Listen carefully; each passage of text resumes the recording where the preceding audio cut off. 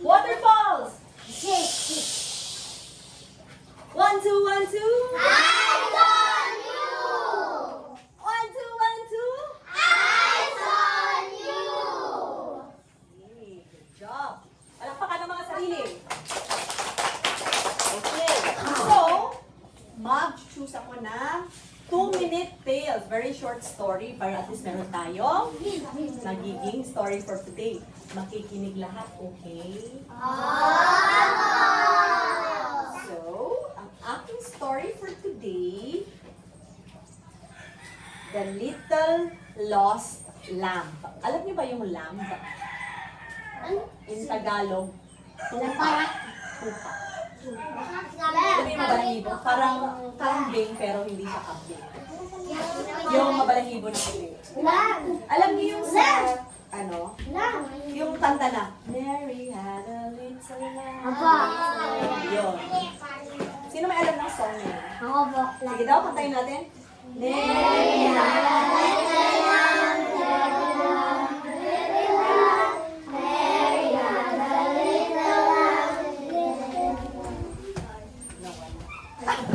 Okay, very good. The Little Lost Lamb. Farmer Tim is working hard in the fields. There is lots of plowing to be done this sunny day. Little Blue Tractor is bored. He wishes there was something more exciting to do. So, Farmer Tim, siya yung isa sa mga character ng story. Si Tractor daw, bored daw siya. Kasi parang wala masyadong magawa sa farm. Tama ba? At the top of the hill, two sheep run up to the hill. Little Blue Tractor, help! Tulong! Tabang! Ano pa? Ano pang other words for tulong? Help! Tulong! Tabang! Yeah. Saklolo! Correct. Ano pa? Tulungan mo ako. Pakitulungan kami. Saklolo. E paano kung halimbawa saklola? Joke lang. Sally's lamb has gone missing. Nawawala daw yung lamb ni Sally. We can't find her anywhere. Now, Little Blue Tractor has an exciting job to do. Sino ito? Si Little Blue Tractor, okay? Yan na yung lamb. Yeah. Okay? Upo lang po, upo lang tayo, okay? Little Blue Tractor drives around the farm. Have you seen Sally's lamb? Sino may alam kung ano yung sabihin ng tanong? Have you seen Sally's lamb?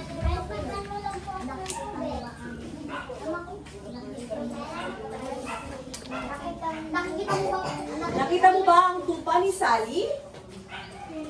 He asked Billy Goat. Si Billy Goat pala to, hindi pala yun yung tupa.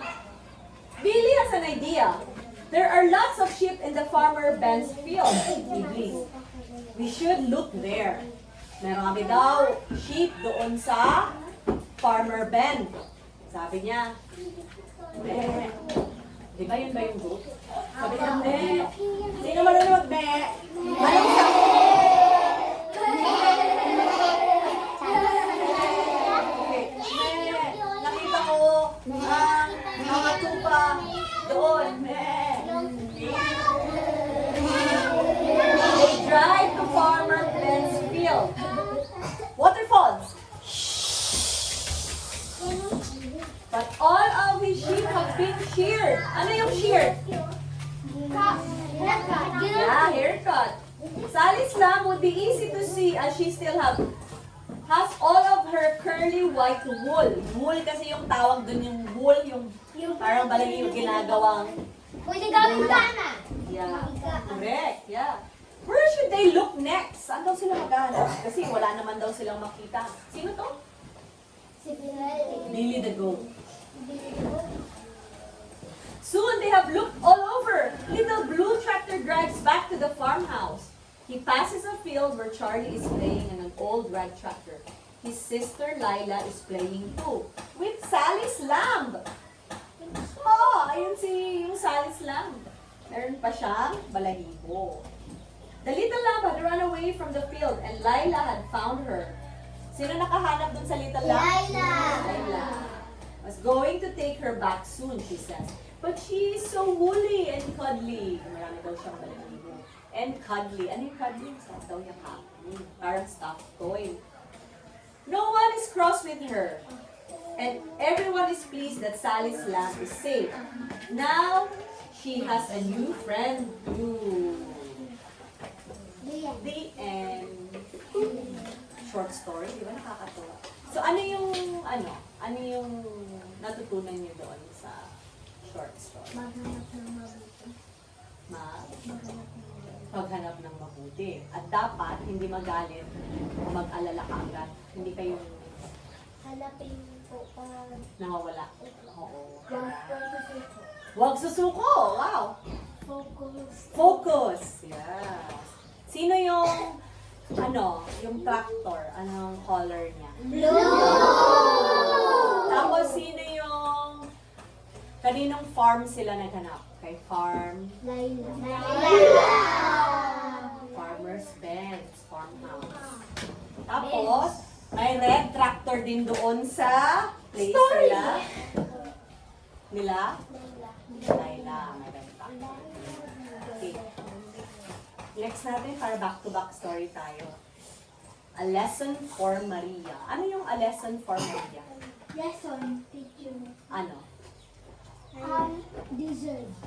Deserve. Lesson sa'yo. How about deserve, mama? Maria is a naughty mouse. So ano yung hayop na... Daga. Daga. Mouse. Naughty is? Kulit. Kulit.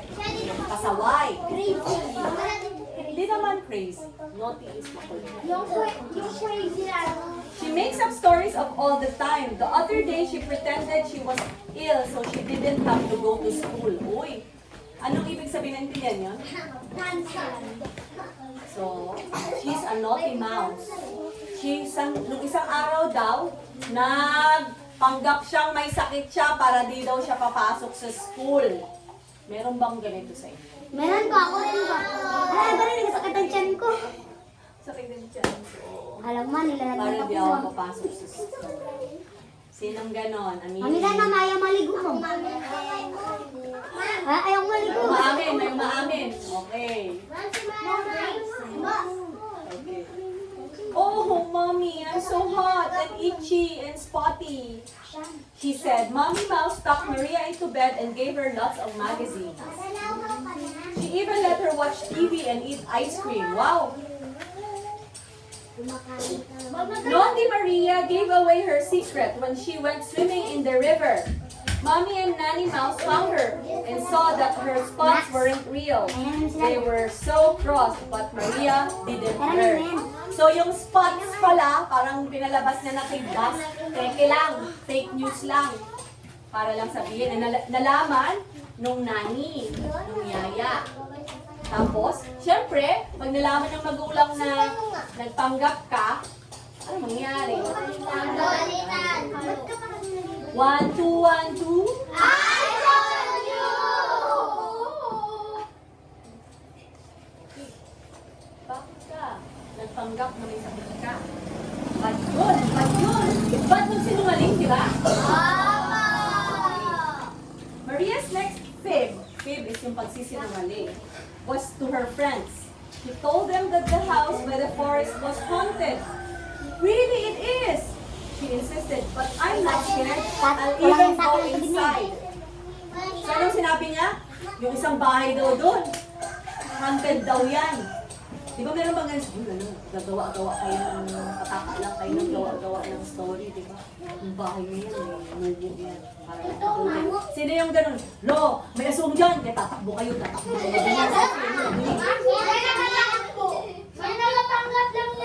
Ay, may nakaka-relate. Yan siya. Kaya po yun natatakot siya sa talagang preso sa bubong nila. No.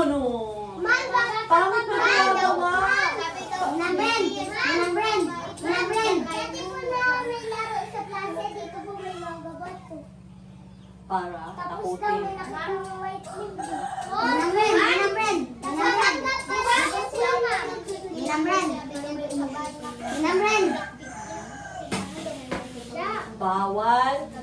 Hindi good ang maggawa-gawa Ninang Fred, ng kung story. hindi kasama ni Ninang Paano Fred, kung madis- pinakot mo na. Correct.